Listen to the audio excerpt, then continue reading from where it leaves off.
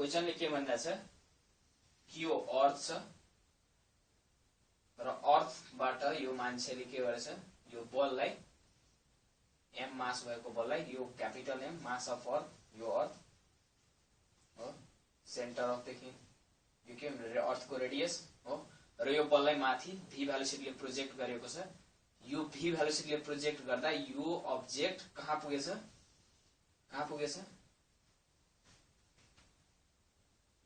पुगेछ कति हाइटमा पुगेछ त्यो रेडियस को जति रेडियस अफ अर्थ 64,000 किलोमिटर त्यति हाइटमा पुगेछ यो बल हो त्यति हाइटमा पुगेछ यो बल भनेपछि माथि पुगेपछि के हुन्छ भेलोसिटी 0 त्यति भेलोसिटीसम्म जान सक्यो यो बल। यो बललाई मैले फाले जब त यो भेलोसिटी माथि जुन थियो नि त्यो त्यति जुन माथि हाइट जुन कभर गरे नि त्यो रेडियस अफ अर्थको बराबर थियो। त माथि के थियो भेलोसिटी 0 थियो कि थिएन त भेलोसिटी 0 भएर तब फेरि इन्क्रिज तलतिर डिक्रिज भयो हो भेलोसिटी 0 भयो नि हो। अब हेर्ने भनिरहेछ कि यो जुन भेलोसिटी थियो त कति भेलोसिटीले फाले थियो when a body attains the height equal to radius of earth when projected from the earth surface the velocity of body with which it was projected। अब हेर्ने हामी यो क्वेशनलाई कन्जर्भेसन अफ एनर्जी फलो गरेर यसलाई हामी के गर्छौं सल्भ गर्छौं। कन्जर्भेसन अफ एनर्जीले के भन्छ कि जति एनर्जी के रहन्छ कन्जर्भ रहन्छ एनर्जी कन्जर्भ हुन्छ या चेन्ज हुन्छ one form to another form energy conserve हुन्छ भन्न खोजेको जति एनर्जी यो बलसँग इनिशियली थियो त्यो पनि फाइनली पनि यति नै एनर्जी हुन्छ। हेर्नु यहाँ मेकानिक्समा पोटेन्शियल एनर्जी काइनेटिक एनर्जी हामी डिल गर्छौं। पोटेन्शियल एनर्जी के हुन्छ ग्रेभिटेशनल पोटेन्शियल एनर्जी हुन्छ हो र ग्रेभिटेशनल पोटेन्शियल एनर्जी हुन्छ g capital mass of earth mass of that ball जुन अब्जेक्टलाई फाले थियो by distance from the centre of earth र काइनेटिक एनर्जी हुन्छ half mass of that object into velocity with which it was projected र माथि kinetic energy हो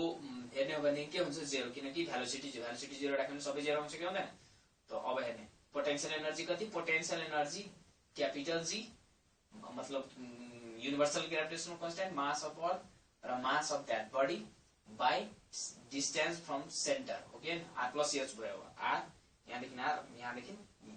फेरि सर्फेस देखि हाइट सम्म h। त हेर्ने जुन इनिशियल एनर्जी थियो त्यो फाइनल एनर्जी बराबर हुनुपर्छ इनिशियली जति एनर्जी थियो फाइनल पनि त्यति नै एनर्जी हुन्छ एनर्जी कन्जर्भ हुन्छ हो किनकि जुन अर्थ हाम्रो अर्थको जुन फोर्स छ ग्रेभिटेशनल फोर्स त के हो कन्जर्भेटिभ फोर्स हो। के हेरौँ कि इनिशियली जुन एनर्जीहरु थियो त्यो लेख्ने हो र फाइनली काइनेटिक एनर्जी 0 म लेख्दिन पोटेन्शियल एनर्जी यहाँ पनि माइनस में हुन्छ नेगेटिभ में g capital M small m by r plus h हैन। अब के हेर्ने हामीलाई v चाहिएको छ हो भनेदेखि हामी के गर्छौं यसलाई यता लान्छौं half md square equal to यता लाएपछि यो प्लस भइहाल्छ g m by r minus g mass of earth mass of that object by distance from the centre of सबैलाई मैले काटिदिए v square by 2 equal to gm common लिएपछि 1 by r plus minus 1 by r plus h आउने हो। अब gm v square by 2 लाई माथि राख्दिनु यहाँ राख्दिनु हो। अब यो दुईटालाई एलसीएम लियो भने कति हुन्छ r into r plus h हो तो यो r plus h minus r हो h बाइ अब यो मा पनि r एउटा चाहिँ म कमन निकाल्दैछु त r स्क्वायर के हुने भयो 1 प्लस h बाइ r हो हामीलाई चाहियो के gm र ठिकै छ हामी यही फर्मुलामा के गर्छौं हाइट के को बराबरमा फाल्दिन्छौं हामी रेडियस को बराबरमा हो त यहाँ हामी राखिदिन्छौं हामी हाम्रो फर्मुला त यही हुने हो र यहाँ gm equal to gr square राखेर पनि अर्को फर्मुला हुन सक्छ हो gm equal to GR square राखिदिएपछि एउटा अझै फर्मुला आउन सक्छ हो यहाँबाट गर्ने, तर म यहीँबाट सल्भ गरिरहेको छु, आफ्नो एन्सर यहीँ आउन सकिन्छ। जुन भेलोसिटीले प्रोजेक्ट गर्नु पर्थ्यो त्यो के height equal to radius of earth हुनु पर्यो हो, त यहाँ हालिदिन्छौँ हामी, हाम्रो एन्सर यहीँ आउन सकिन्छ, किनकि माथि हालिदिँदा पनि आउँथ्यो होला। GM धेरै अगाडि बढिसकेको छ हामी इन्टु R, यो रेडियस भयो, म R स्क्वायर 1 प्लस यहीँ राख्दा राम्रो हुन्थ्यो नि, यहीँ राख्नु माथि,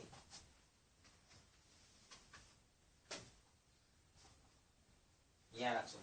हाम्रो एन्सर यहीँबाट आउन सक्छ। यहाँ के गर्छौँ हामी, V velocity V square is equal to 2GM, यो H के लेख्न सक्छौ R हो, र यो R अनि यो R प्लस R कति हुने भयो 2GM R by 2R into R, 2R square के हुन्छ cancel, 2 cancel, V square equal to यति, त V इक्वल टु कति आउँछ रुट अन्डर GM बाई के R, हाम्रो आउँछ root under 2GM by R,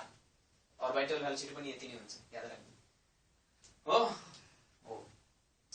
यहाँबाट अर्को रिलेसन हामी निकाल्न सक्छौं, त्यो के हुन्छ GM equal to GR square राखिदियो भने V square equal to 2GR square हामी हाल्छौँ, GM equal to GR square हुन्छ, त यो into H divided by R square plus 1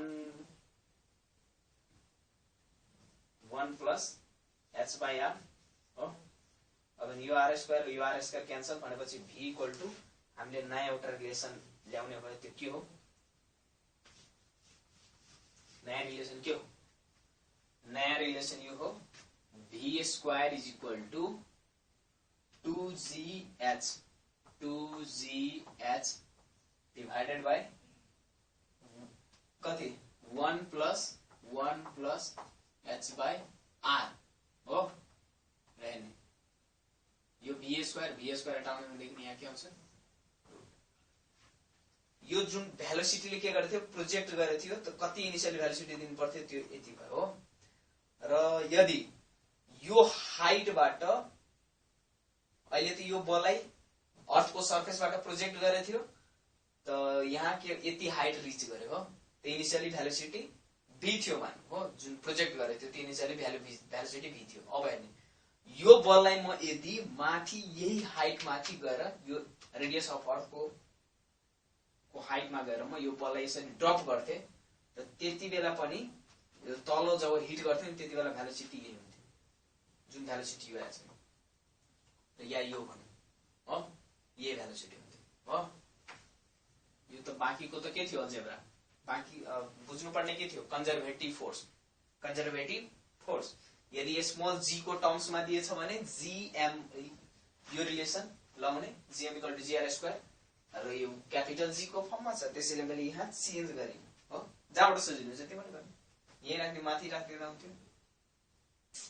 हाम्रो एन्सर आयो।